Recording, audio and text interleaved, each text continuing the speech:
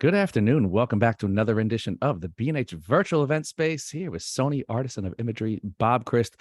Bob, I'm going to try to do this without looking at my cue off here to the left. Today, we're talking about lenses and composition, a practical approach to creating strong compositions using the properties of your optics. I cheated, but today we're talking about lenses, wide angle, telephoto, what they do, why you should use them, when you should use what, really what is the right lens for the right situation. So situational photography, right, Bob? That's the story. Yeah, yeah. As you and we were discussing before, there seems to be like a trend to talk about lens choice as kind of a zero-sum game, where one lens is the best lens for travel photography, or one lens is the best for this. And that's never been the way that I worked and thought of my optics. I always thought of them as tools that would help me best interpret whatever scene was there. So that's what we're going to be talking about today. I'm not going to be saying, look, the 35-1.4 is the best lens in the world and you have to use it for everything. I'm going to say there, different lenses for different situations. I'll be brand agnostic, and I'll also be probably referring verbally to focal lengths in the full frame world, because I was a film shooter, but I'll have them interpreted for APS-C and in certain cases for micro four thirds. But you just have to do the math yourself in your head. Micro four thirds you divide in half, and APS-C you divide by 1.5. But you don't want me doing math on the run for you, so I'm going to let you guys do the math. My wife doesn't let me anywhere near the checkbook because of my math skills. So I'll be here with a calculator, Bob. So if anybody sends in any situational questions, I'll be doing the math for you guys. You guys know the drill. We love when you get your questions answered. This is the beauty of the whole live virtual thing. So get your questions in. We are going to answer them at the end, but don't hesitate. If you have a question during, send it in before you forget. If you're joining us here on Zoom, it's very easy. We have that Q&A module. And if you're joining us on one of our live streams, you can just drop it right in the comments section. I do want to send a huge thank you, in addition to Bob, for joining us once again. We love having him on. Also for Sony sponsoring this wonderful event. So I'm going to kick it over to Bob, and I'll see you guys in a bit for some Q&A. All right. So I'm going to go to share screen, and we'll start the presentation. And here we go. Lenses and composition, a practical approach to creating strong compositions using the properties of your optics. Sounds pretty scientific. Don't worry, it's not. It's not. I never made it past 10th grade biology. So anyway, so let's look at focal ranges that most of us have available to us in these kit lenses. I come from the film era where zoom lenses, the early zoom lenses were horrible, and you couldn't be serious and use zoom lenses. And now you get these kit lenses that go from wide to telephoto that are remarkably good and remarkably versatile. So I was out in California, and I just wanted to go through a range here, and when you see it one after the other, you see how incredibly versatile this one kit kind of lens. In this case, it's an 18-200. In full frame, it would be a 28. Well, you do the math anyway. But you get all of these opportunities for compositions in one lens, because it covers such a great range. So we're living in a golden age of optics, I think, compared to the Stone Age when I started, when zooms were very dicey deals. So I'm going to kind of skip the 50 millimeter normal lens, and I'll tell you why at the end of the presentation. But we're going to talk first about the wide angle lens, and then the telephoto lens. We're going to look at some of the properties and what they're good for. The wide angle lens is the lens everybody seems to love to hate. It makes everything look so small and far away. You use it only when your back is against the wall. And sometimes you wonder why you ever bought the thing. But really, the wide angle lens is an incredible storytelling optic, and it has properties that really help you do that, but you have to know how to do it. And what are those properties? Well, the first thing about wide angle lenses is they tend to expand perspective. They push things back. And in doing so, they place great emphasis on the foreground. So that's something to keep in mind. It expands perspective. It makes things look farther away, but it makes that foreground ever more prominent. It allows you to tell a story in a still frame by relating foregrounds to backgrounds. I come from a newspaper background. I started my career right across the river from B&H at a small newspaper in Union City, New Jersey, the Hudson Dispatch back in the 70s. And I was poor and young at the time, and I did most of my shooting with a 24 millimeter prime on one camera and a 100 millimeter prime on the other. And that 24 was my news lens. It would help me really tell the story, foreground, background, telling a story within one frame. Very important for newspaper photographers, for anybody, travel photographers. You can make really strong photographs with a wide angle lens if you create some kind of strong foreground interest. So let's look at some of the ways. I'm just going to make a quick list here, and then we'll look at examples. We can use leading lines. We can use foreground frames and foreground interest. We can use them to relate people to their environment. We can use them to get really close for those up close and personal perspectives. We can use them for point of view shots, the GoPro. We can use them to capture wide open spaces. And finally, we can use them when there's just no more room to step back. So let's take a look at some of this. Leading lines, you find them everywhere. And they're not just those classic, railroad things or whatever. Leading lines, if you start to look for them, are everywhere. In this case, these are some prayer flags on a mountain in Tibet. And you see those strong diagonals kind of leading your eye in because they're greatly emphasized because of, I think this was like a 24 millimeter equivalent. Again, you do the math. I will cite my focal lengths in full frame, even though I shoot more 1-inch sensor and APS than I do full frame. Again, here in Kyoto, we've got those strong diagonal lines of the bamboo trees leading our eye in and through the frame. So these are leading lines. Once you train yourself to kind of look for them, you'll find them everywhere. Recently, Sony released some new ultra wide lenses for the APS-C camera, and they gave it to me. And I live up in Maine, and I love poking around the lighthouses with wide angle optics. And you've got that strong leading line bringing your eye into the lighthouse and the woman at the telescope thing. And I always say sometimes when you have a leading line situation like this, you want to give your viewer some kind of a payoff. I mean, it's a nice shot without her there, but it's a nicer moment with her there. Your eye goes through it and it lands, and you see the lady looking at the view. So, leading lines are everywhere, and wide angle lenses are just, custom made to take advantage of that exploded perspective that puts great emphasis on the foreground. Here in India, we've got some pretty much, the disappearing leading lines here framing the flute player. So once you start to look for these guys, you'll find them everywhere, even your own shadow here on a camel safari in the Thar Desert in India. So, we've got a lot of open foreground there with not much in it. So we use the shadows, the lines of the camel's legs as leading lines. So leading lines is a classic way to use a wide angle. And it's not only in horizontals, and it's not only, it can be a stream leading your eye through the vertical frame. It can be a line of band members marching down a narrow alley in the town of Sevilla in Spain during their Holy Week celebrations. So you just look for them. You look for those lines that start in the foreground and draw your eye in.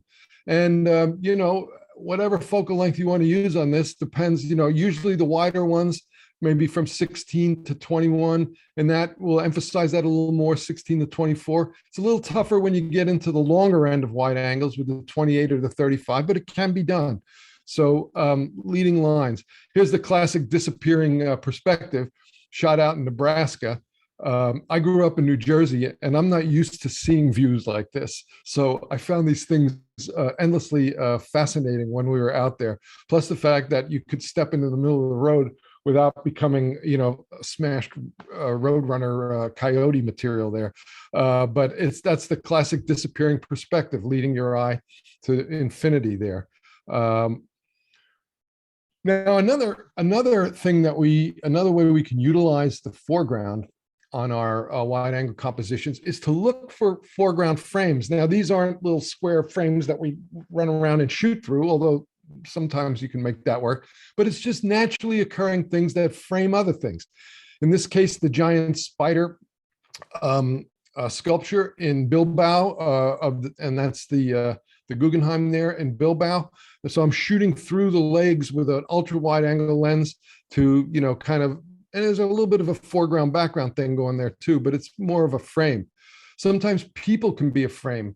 Here I was shooting in southern India, the guys from the village pulling their nets, and I kind of framed one line of guys in a closer line of guys, just to give that kind of, again, foreground background. But I had all this foreground, I had to do something with it, and so I used the human forms here as a foreground frame. Up here in Maine, on Windjammer Week, I'm on one Windjammer. We see another Windjammer, but because we've got that wide angle lens, we've got a couple of things going on. We've got that strong diagonal of the gunnel there. We've got a nice frame in the rigging of another Windjammer, and then we see the people looking on. So this is the kind of storytelling shot that magazine and newspaper photographers live for, because it wraps up, it tells the whole story. This is what it's like to be out windjamming on a beautiful day like we have today here in Maine. You're seeing the Windjammer, you're on a Windjammer, you're seeing the people. It's it's that quintessential travel magazine shot, courtesy of the properties of the wide angle lens and the way you can organize the foreground. Out in the Palouse, just using some old rusted wheels as a frame to frame the barn, because the sky was miserably uninteresting that day. It was that one of those electric clear blue skies. I always get a chuckle when we walk outside and there's not a cloud in the sky and somebody says, "Oh, it's a beautiful day to take photographs." I'm like, no, it isn't. We need clouds. We need something. And in this case, I was able to get low and use the rusted wheels as a foreground frame. Classic use of archways in the Taj Mahal. You step back and you step under the arches and you frame the Taj through the arches. So again, foreground frames are everywhere. You just train yourself to look for them. And it's a great way to make interesting pictures with the wide angle. Even icicles can do this. This was from a story on Mongolia. It was cold. It was really cold. And I was out in the pre-dawn trying to make some kind of shot when I saw the icicles hanging there. And I said, okay, let my editor know how hard I'm working and how freaking cold it is here, and frame the shot of the Gare camp, the tents, through the icicles. So, foreground frames, they're everywhere.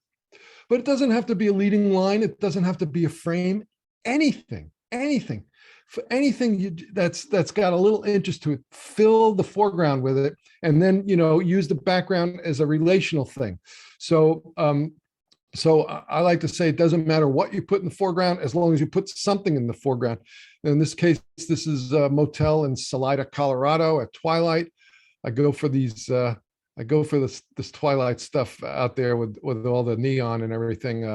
I think it's part of my New Jersey heritage, going to Wildwood, the neon capital of the East Coast, when I was a kid. Here, a little story on the Philadelphia Ballet. It's an empty stage. There's not much going on. They're not going to let me shoot from the sidelines when the ballet is going on, but I can shoot when the ballerinas are warming up. So I use the outline of the ballerina there as some kind of foreground interest. Walking the streets down in Mexico on Holy Week with my friend photographer Andrew Sullivan. We got this beautiful wall of color and everything, and I just turned around, saw him coming, got low, and waited till he got in the foreground and snapped my picture. So foreground interest in street photography is a great way to do it. And you're getting a sense of the street. You're getting that strong diagonals again on that shot. So there's a number of things going there that could be leading lines or whatever. But the important thing is that silhouette in the foreground really anchors the whole composition, and is one of the ways you can really use a wide angle lens. Again, you can go vertical as long as you're filling the foreground. The left here, we see a flower carpet in India at one of their upscale hotels in Agra. On the right, that's a full frame fisheye lens in a housing, and I got my snorkelers to hold their shells and their starfish right in front of the lens. I mean, those things are no more than 4 to 6 inches away from the lens. So sometimes you got to get close to fill the frame there. But we're making use of the foreground, and that's the key in wide angle compositions. Here I got a couple of tourists looking at Machu Picchu. I shot it clean. I shot it with a llama in the foreground. I shot it with nobody in the foreground. When I saw the two people with the red sweaters, I was like, red and all this green and blue. I framed it with them.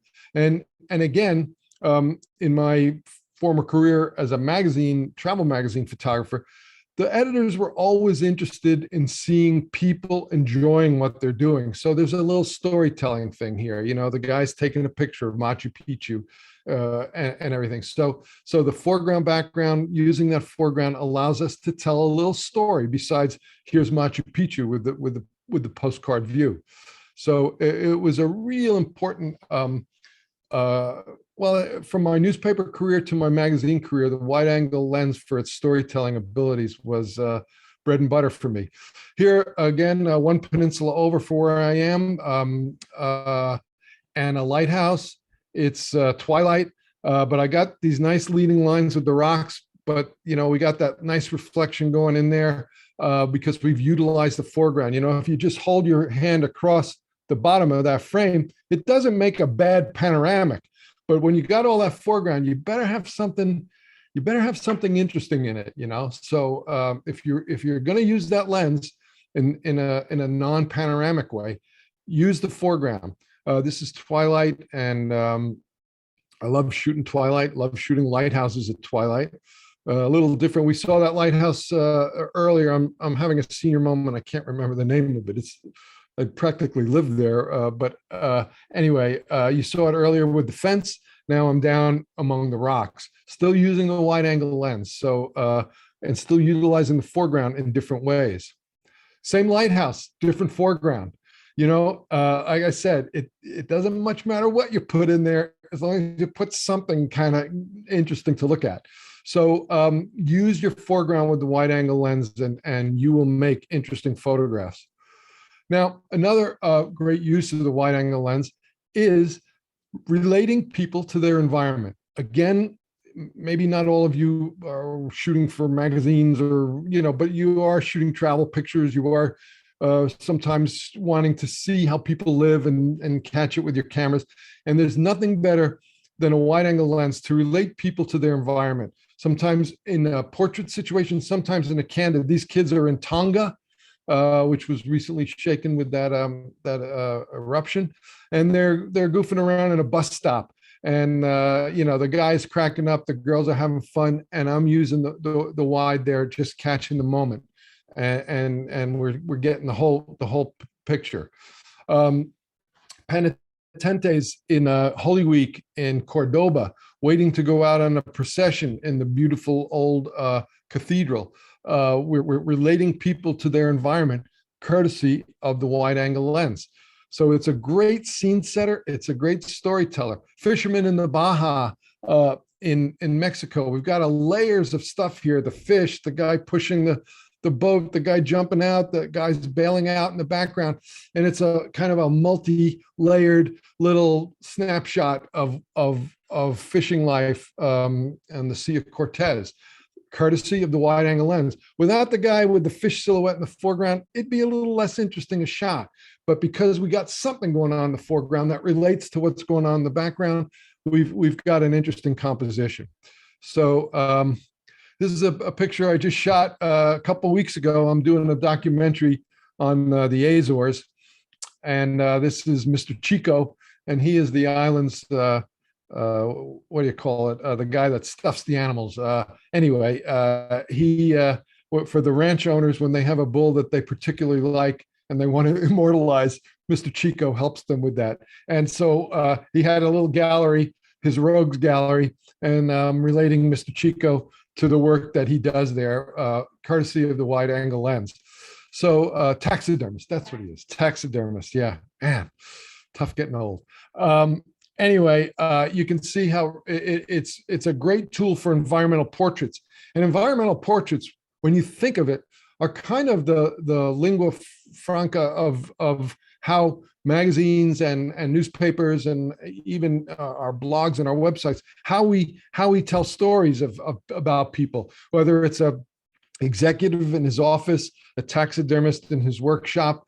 It's how we tell stories. We show people and we show the way they live, and the wide angle lens is great for relating people to their environment.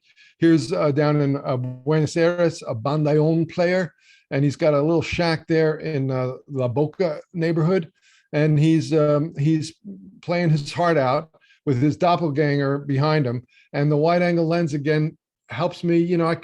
Did I shoot a tight shot of him in his accordion? Yes. But the more interesting shot for me was to relate him to his doppelganger in the background there and show a little of his shack there. And again, the wide angle lens was great for that. Foreground, background, relating people to their environment. It's a great storytelling lens. Relating people to their environment in vertical form. A couple of kayakers in Micronesia, and again, some flowered carpets at twilight in India. So we can use that wide angle lens to show people and to show their environment and tell a more complete story about our travels or our friends or whatever it is that we're photographing. The original Mario, right? Doesn't he look like that? He did to me anyway. This is down in Buenos Aires, showing the artist and his mural. And I think he must have been the inspiration for that game. I don't know. Now, this is what I call an up close and personal perspective. And it's when, we in the Western world kind of have like a 3-foot circle around us. Now, this is probably all going to change with COVID. In a post-COVID world, or maybe not quite post-COVID, getting close to people is going to be fraught. It was fraught enough before the pandemic. So, but bear with me because it's an interesting approach to photographing. If you can break that circle of comfort with a semi-wide lens and get close to somebody within that circle of comfort, you start to create pictures that have a different sense of intimacy than when you hold back and you shoot a headshot with a telephoto. I used to do this technique a lot. Again, who knows what we're going to do with COVID, but anyway, it's a great way to show like rank and leadership and groups of people. This is here's the head hombre and his sidekicks in the background. He's right up in front of my lens, and those two guys are back there, foreground, background. But we're getting a really intimate, kind of up close and personal look at the wrinkles and the face and the crinkly eyes of a cowboy called Laredo. Same thing here in India, Mr. Singh. Was a doorman at the Rumba Palace, I think it is. And he has this magnificent mustache. And, I started off at a decent distance and kept getting closer and closer and closer. And we were practically rubbing noses. This is a 24 millimeter lens equivalent, but it has a completely different feel than an 85 1/8 from 4 feet away. And it's a feel that I like, but again, we may have to make adjustments in a post-COVID world for shooting this kind of photograph, but it is effective if you can get away with it. I was doing a guidebook about Philadelphia, and they wanted a chapter on the Amish, and And the common thought about the Amish is that it's against their religion to be photographed, but that's not it. It's against their religion to pose for photographs. But if you can shoot unobtrusively, and in the spring they do these mud sails, and they're out and they draw photographers like a horse draws flies to these mud sails. And I was right next to these guys shooting blind with a semi-wide angle lens, like a 35, I think it was. So, but I'm right up underneath them, almost shooting blind, with the flip out screen, not upsetting anybody because they don't know what I'm doing. I'm not with the camera right in their face or anything like that. So it's often a good way to do that. And finally, that you are there perspective. This has been made incredibly popular, of course, by the GoPro camera and the action cameras. I come from the time before action cameras, and when we wanted to do a shot like this during the film era in Bermuda, I had a film camera strapped to my chest with a big fisheye lens and a release going down my sleeve to get this shot. Now you can put your helmet cam on and get it very easily. So we used to do these point of view things the hard way. Now everything is so tiny and compact. I love it. But this is what that you are there perspective. What does it feel like to be on the back roads of Bermuda in a motor scooter? What does it feel like to be in the midst of a wild political celebration on the island of Malta? That wading into the action with a wide angle lens is immersive. It really gives your viewers a visceral feel for what's going on, and it's a great use of the wide angle. And then, of course, there's the traditional landscape use when you're out to capture wide open spaces and you need that wide angle. It's there for you. And this is out in Monument Valley, an approaching storm. It's great for capturing wide open spaces. This is Rio from the statue, the big statue of Christ that they have up on the hill. I don't know what that is called, Corcovado or something. Anyway, so a wide angle lens capturing wide open spaces, perfectly legitimate use of the lens, but not the only use. See, because some of us kind of get locked into the wide angle lens is good for landscapes. The telephoto lens is good for people. Well, try to invert it sometimes and you'll be surprised at the kind of pictures you come up with. Here in southern India, again, a nice wide harbor view. Got the little guy there for the moment there, down there, just for my scale and my moment, because I always like to have some kind of little reason why I've taken a still, a little moment. Why am I slicing off this 125th of a second and not the next one? Wide open spaces. I understand that this place has gotten real crowded. I haven't been out here in maybe 10, 15 years, but I understand that it's become quite popular. Thanks, Instagram. But it's a wide angle lens. And finally, when you just can't take another step back, that wide angle lens is going to be really invaluable for you. This is a cave in the southern coast of Portugal, and I couldn't get any further back. And so I had to pull out my widest lens and get the shot. Here, out with some fishermen in Malta on a National Geographic assignment 100 years ago, I couldn't take another step back without getting wet. So the classic use for a wide angle lens when you just can't take another step backwards. Okay, so there's a lineup of ways to use the wide angle, and hopefully giving you a little more appreciation for this optic, because I think it's like the unappreciated sibling in the family of optics. It's the one that everybody wants to kind of shove off in the corner at Thanksgiving. But it's wide angles are just great storytelling tools. Let's look at the telephoto lens, which is usually everyone's first choice for a second lens. It makes things look bigger. Wow, yeah. It unlike the wide angle lens that expands perspective, telephotos compresses perspective, making elements in a photo look closer together. It allows you to shoot unobtrusively or from a safe distance. Its limited depth of field helps to soften busy backgrounds. It can isolate patterns, both natural and man-made, and it can kind of pull out images, landscape images, out of a larger tableau, and it's very good for that kind of thing. So let's take a look at this. Even if it only had the first quality, making things look bigger, it would be worth its weight in your camera bag. But all these other things, if you learn how to use them, add versatility to this very popular lens. Now let's talk about perspective compression, or for you purists out there, apparent perspective compression. A long lens makes elements in a photo look closer together. It does, but this compression is an optical illusion. If you crop the same angle of view out of a wider lens perspective, you'd get the same compression. Follow me here. That's why purists call this property apparent perspective compression and not perspective compression, because it's an optical illusion. But since we're not purists, at least I'm not, we're just going to call it perspective compression and learn how to use it.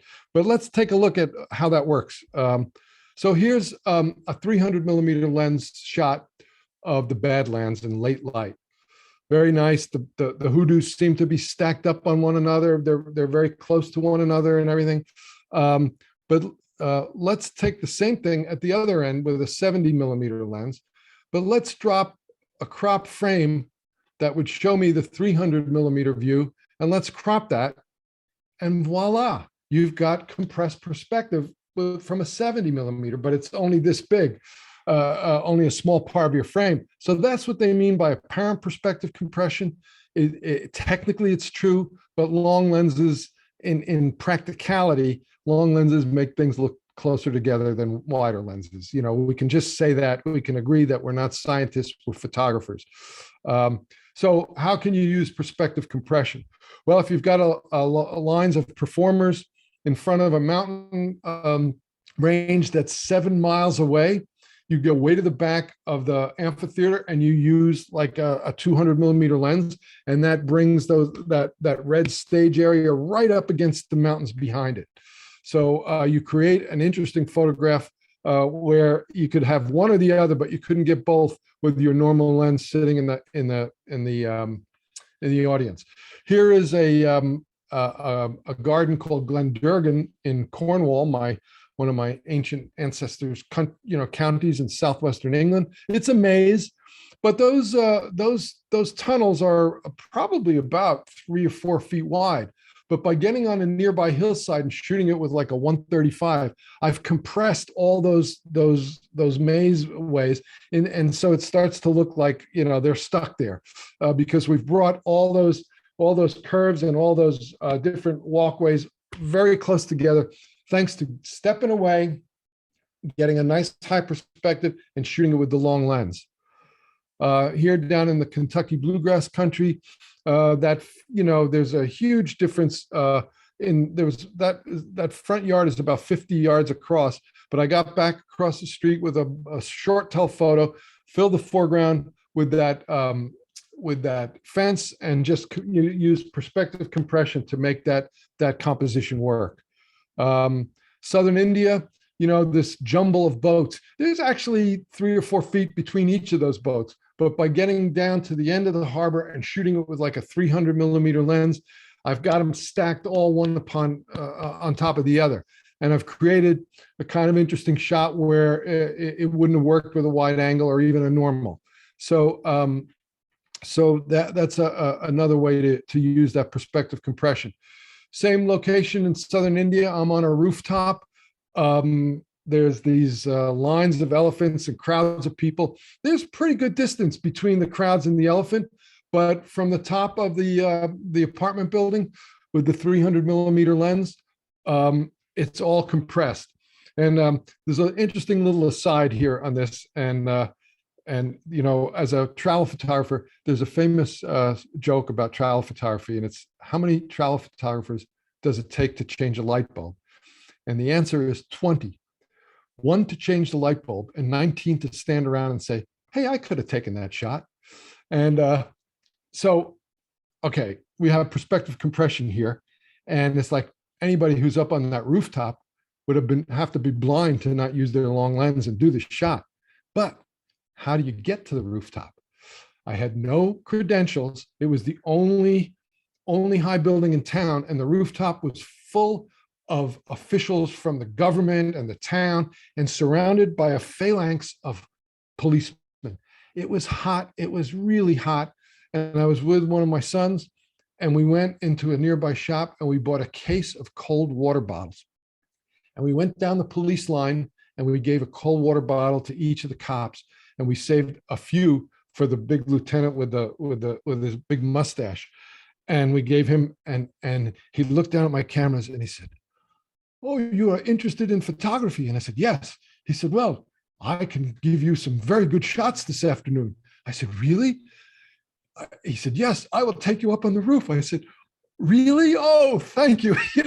And he ushered me up there, and my son and I were sat between the mayor and the governor, like dignitaries. No press credentials and stuff, but you just use your noggin. Yeah, so that's what it takes to get up there. If you don't take the shot like this when you're up on the roof, you're blind. But getting up on the roof is where the art lies sometimes. So that's just something to remember about photography.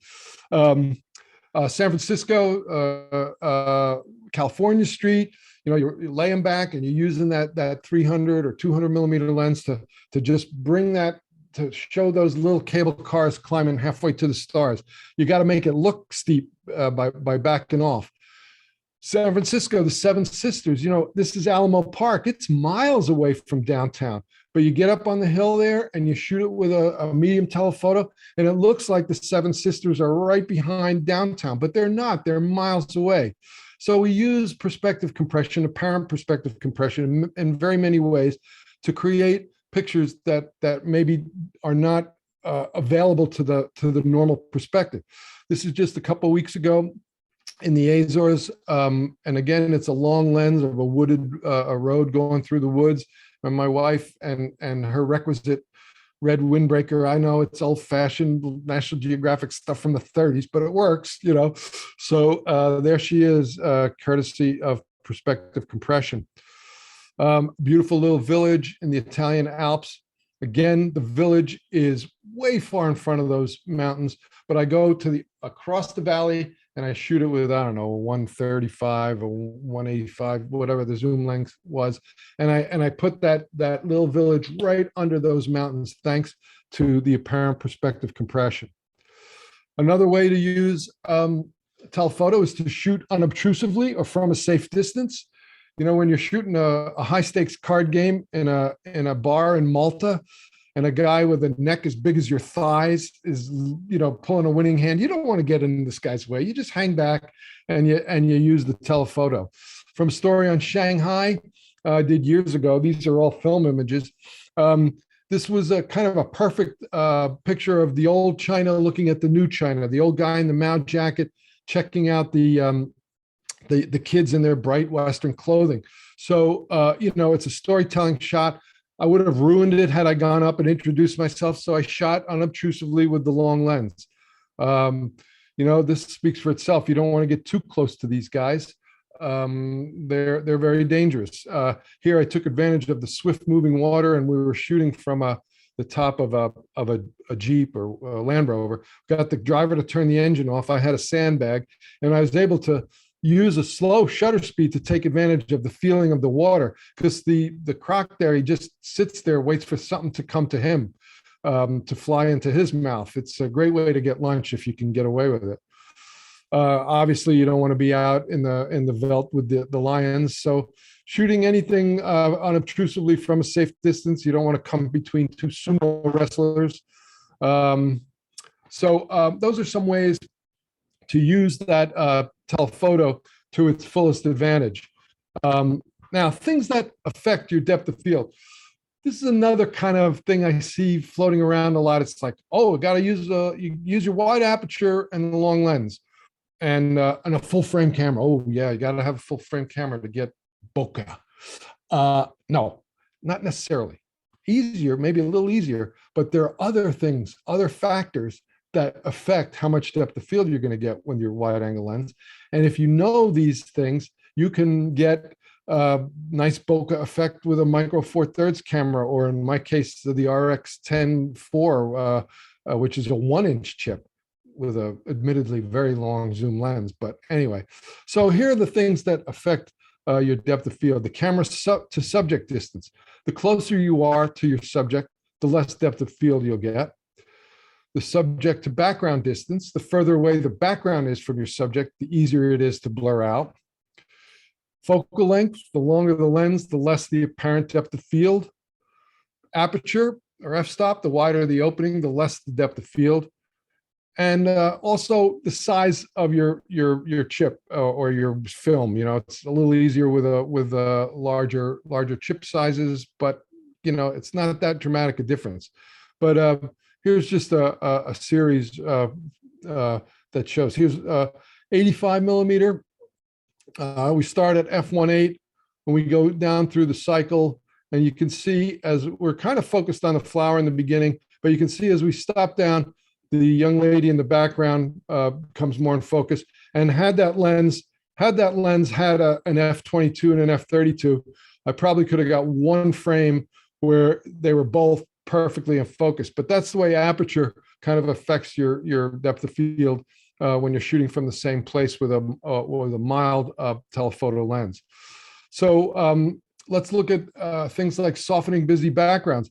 I was shooting a lifeguard tournament when I did my coverage of New Jersey back in the prehistoric era for National Geographic, and I was shooting the guys in the surf, and then I noticed this guy with this unusual hair, and with the 500 millimeter f4 lens, I just focused on him, and the background just shattered into softness and allowed his head and his unusual hairstyle to pop right off.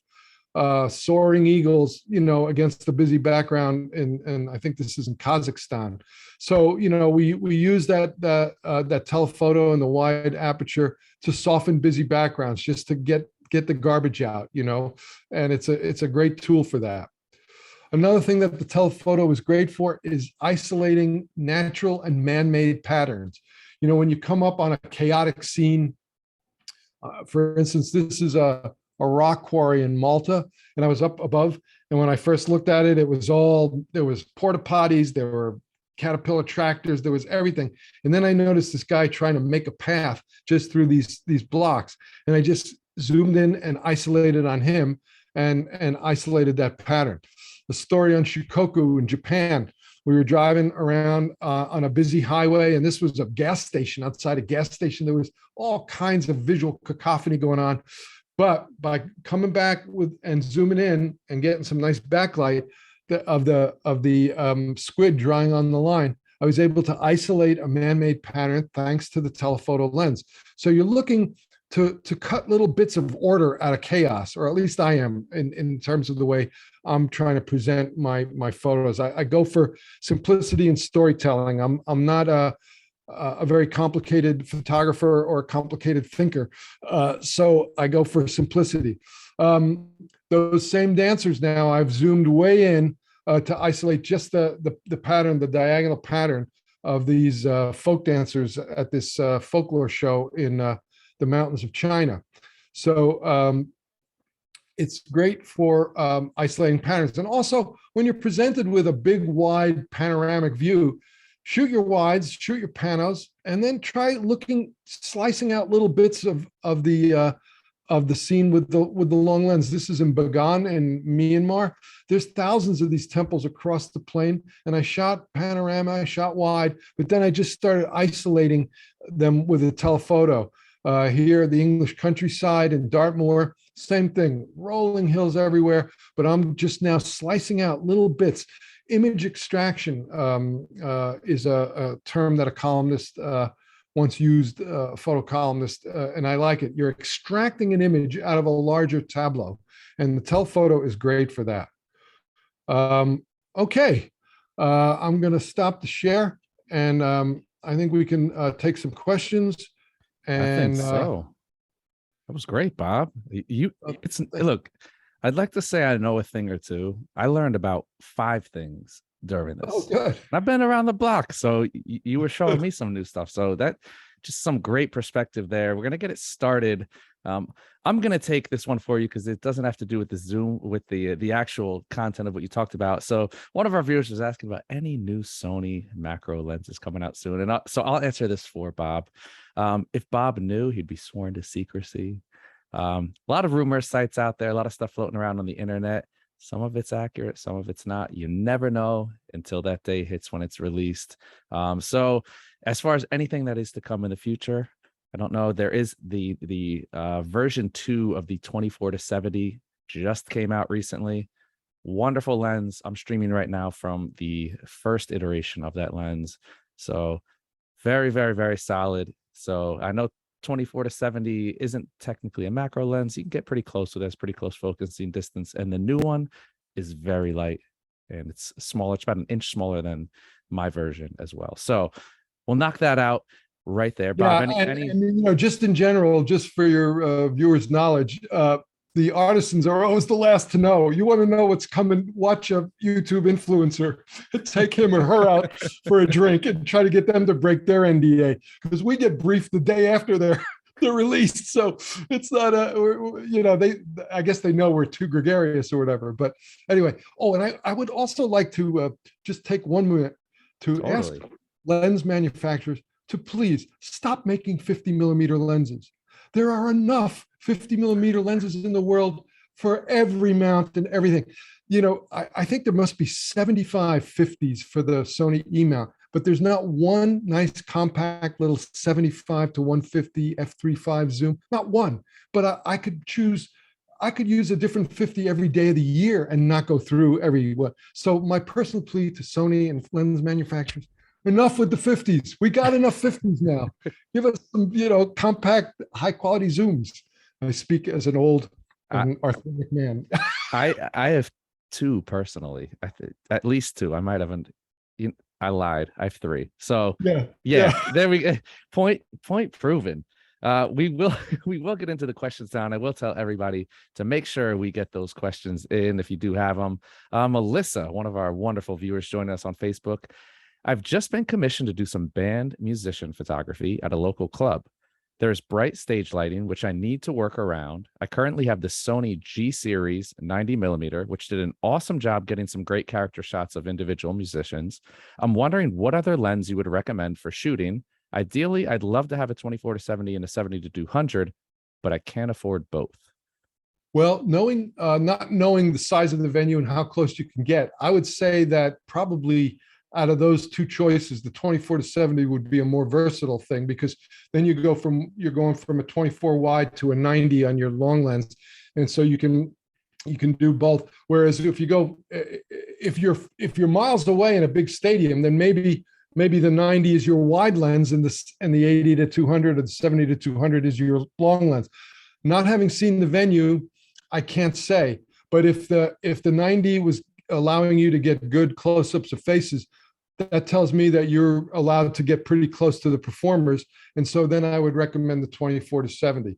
But if you're shooting Mick and Keith at Madison Square Garden, maybe you want the 90 as your wide lens and the 70-200 or the 70-400 as your other lens. But depends on the venue. But it sounds like you can get close. So I'd say 24-70. That's my most informed guess. Perfect. Thank you, Bob. Another question, when you extract an image, does it change the output when you print? I print, so I'm all about detail, coming from Marcelino. So Marcelino had a couple questions about detail in images. So one regarding to printing, and then one also regarding to cropping down. Well, when I say extract an image, I don't mean shoot the image wide and then crop later. I mean zoom in, fill your frame with the landscape and shoot it that way. So no, if you have a 24 megapixel camera and you zoom in and shoot it, you're getting the full 24 millimeter, 24 megapixel image. So no, image extraction, I don't literally mean like you're going to extract it out in post. I mean, you extract it out when you're there. You look for them while you're live shooting and you take off the wide angle and you go for the telephoto. Printing, what was the other question about printing? I didn't. As far as printing, does this change the output as far as the quality, the detail? No, I mean, if you zoom in, you're still using that whatever sensor you have, you're using all the resolution that sensor has to do. If you do it later in Photoshop, yes, you will lose some detail. And I think that's why people love these high megapixel cameras, because they can crop in like crazy and still have a very printable image. Um, I don't work in that world, the publication world. I remember when we first went from 6 to 10 megapixel cameras, I had this graphic designer I was working for, he did all these high end annual reports, tell me, stop sending me these big files. They're too much, It was like he was asking for less resolution. Of course, his computers have caught up and everything there. So I think, especially if you have one of those super high megapixel cameras, you can crop in and still get a good image. One of the reasons why we videographers like to shoot 4K, I output 100% of my stuff in HD 1080. But if I shoot in 4K, I've got 4 times the resolution. And if I want to punch in, I can punch in on an HD timeline and not lose any resolution. So resolution is good to have, 4K, big megapixel, but you have to have bigger hard drives, faster computers, all that kind of stuff to go along with it. There's always a price to pay in photography. You get a little on one end, you lose a little on the other. There's no magic bullet. It's a trade-off. And I think the word of the hour, situation, it also depends, where are you publishing it? How big are you printing it? A 16 by 20 print is different than a 4 by 6 print. And if you're posting it on Instagram, you can throw everything out of the window because it's what the equivalent of like 1-2 megapixels. Yeah. Half the time on Instagram, I'm publishing screenshots from my videos and stuff. And here's the thing, and I'm more or less retired from the magazine business, but when I left shooting for the Geographic probably about 8 years ago, the digital requirement sheets still said we require an SLR camera, or not a point and shoot, a real camera of 6 megapixels or above. So and that was 6 years ago. So I don't sweat the megapixels, but I understand why people who make murals, people who shoot birds in flight, and they want to be able to punch in on something, I understand why they're there. I don't have any camera that's above 24 megapixels, nor will I probably ever buy a camera that's above 24 megapixels because the hard drives are already taking over my office. They're everywhere. So, but I do, I know that everybody has different needs. So I understand the use of high megapixel cameras for the ability to crop in after the fact. Definitely. And speaking of Instagram, I didn't even have your Instagram page, Bob. So now we talked about this earlier. My goal for 2022 now is to get Bob more active on Instagram. So I'm going to stay on him. We're getting Ira Block. Oh, he loves Instagram. And I know. He's in there. He's, sending emojis and reacting to Yeah, stories. I know. He's in his second childhood. He is. All right, we're 2022. We're bringing Bob around. We're gonna do a late fall, early winter check-in on Bob here on the event space. We're gonna make sure he's using his Instagram. I got him on here now. It's Bob Krist Photo. So all of you go out there, shoot Bob a follow, and check in on him as well. Bob, I wanted to read a wonderful comment we just got in. It's making the hair on my arm stand up. It's comments like this that I love, and this is why we do this as photographers. It says, so special for me to see Bob Krist online. As an old person, I grew up waiting for the mailman to deliver the monthly photo and travel magazines and National Geographic with photos and columns by Bob Krist. I was smiling the entire hour because I'd always admired his work. And yes, I loved my 24 millimeter lens decades ago when friends wondered why I had bought it. Wonderful to see you. Stay well and keep shooting. Oh, well, thank you. That's great to hear. I love it. It's so great. For those of you who did join late, I know we had some people that sent in some messages that they joined late or were having some issues with connections. We will have this archived online, as all we do with all of our events. You can go to facebook.com/BH event space. Just go to the video section there. And we are also on Vimeo as well. So Vimeo at BH event space, or vimeo.com/BH event space. We're working on getting that cleaned up. If you don't follow us on Instagram, it is at BH event space on Instagram. Bob, I got to ask you, we're talking situational, right? Now, again, it a lot we talked about depends on where you're going, what you're going to shoot. If you're going to travel to an unknown place, somebody tells you pack your bags, Bob, you're going for a week. You don't know where you're going. You can only bring one camera, one lens. What's your setup going to be? Oh, you're gonna hate this. He's bringing a point and shoot. Sony's gonna hate this too. It's got to be the Sony RX10 IV. It's a what, 4-year-old camera. I'm going to get in so much trouble with Sony and with a lot of your serious viewers, but this camera is easily, hands down, the most versatile camera I've ever used for travel and video. I just have a new series of travel documentaries coming out on a website called Wondrium, which used to be called The Great Courses. I'm gonna try to post a link to that in the comments. But I just did a 4-week trip to the Azores, shooting 4K video with this 4-year-old camera. And it was for the pilot. The Azores was the pilot. And this place now is a major site. They get major production videos from all over the world. And they said, we're going to go for your proposal as long as you can shoot the rest of the locations to look as beautiful as the Azores looked, and give us those kind of files. And most of them came out of an RX10 IV in 4K. So I love the 24 to 600. I love to be able to just come in on somebody's eye and then come back.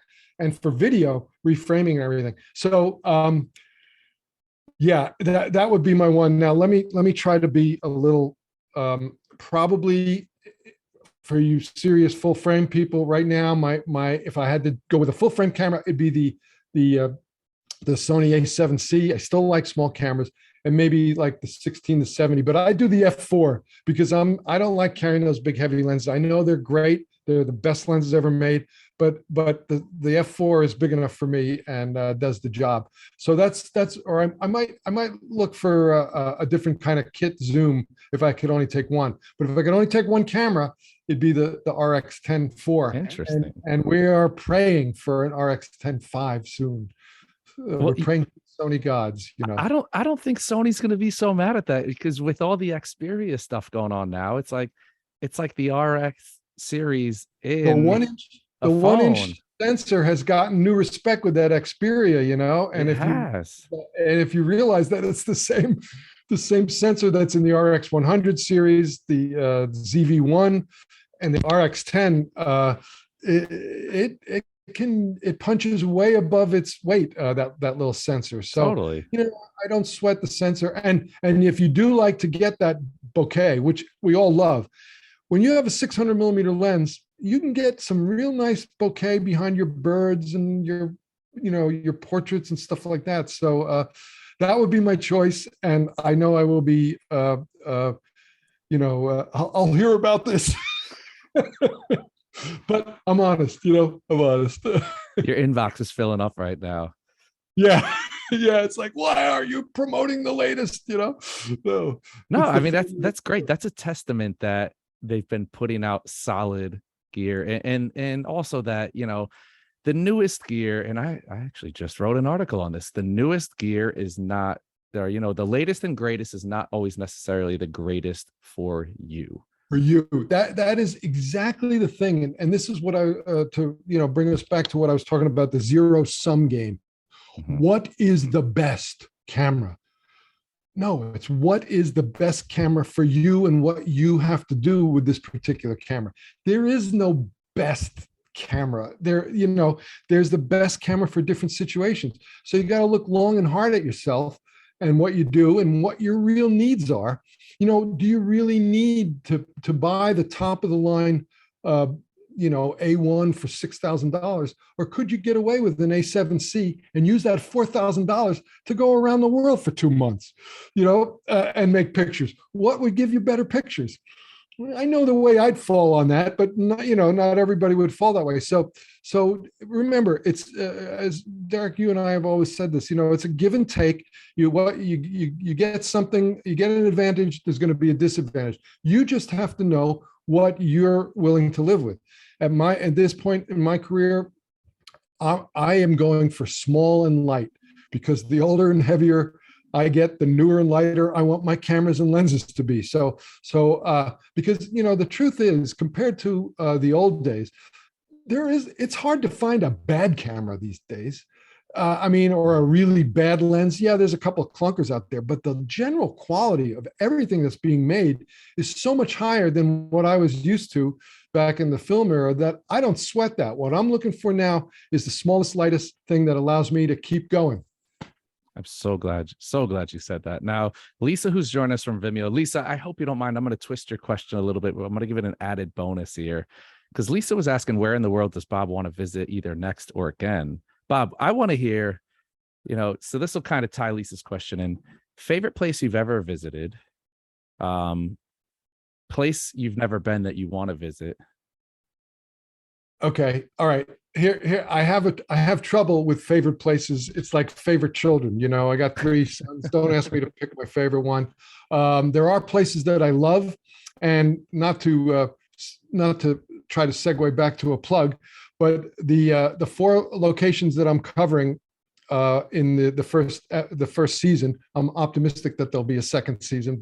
And this One Dream series, which is called Off the Beaten Path, I'm bringing people back to some of my favorite places, and those are the Azores, the coast of Maine, central Mexico, and we have a special documentary on Carnival in Venice. And that's going to be a really interesting piece because photographers and photography play a vital role in keeping that whole celebration alive. But you're going to have to watch the documentary to learn the answer about why we photographers are so important. We didn't know that. Usually people want to fluff us away, but so anyway, those are some of my favorite places.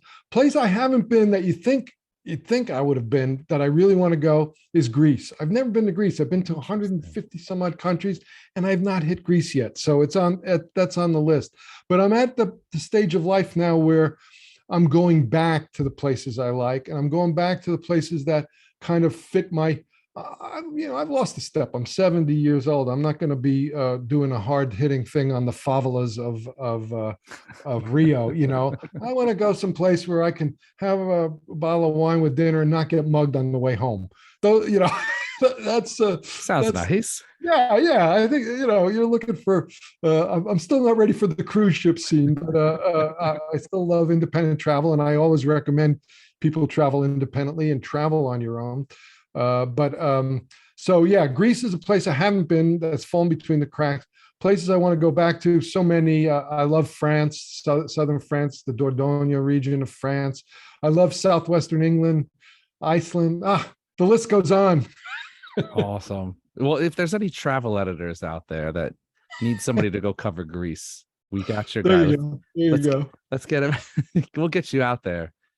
And Neil joining us has a question on, asks if you can talk a bit more about lens choice, aperture setting, distance from the subject in regards to bokeh. So are there any general, I guess let's spin this too, are there any general rules you use or settings you use, like any go-tos for certain situations? Let's split it up, I guess, in regards to travel, scenery, landscape, and then portraiture. To get that bokeh, to get that shattered, smooth background, you get as close to the subject as you can with as wide and long a lens as you can, and that's and you get your subject as far away from the background as possible, and that those are the 4 ingredients that will create that real smooth bokeh.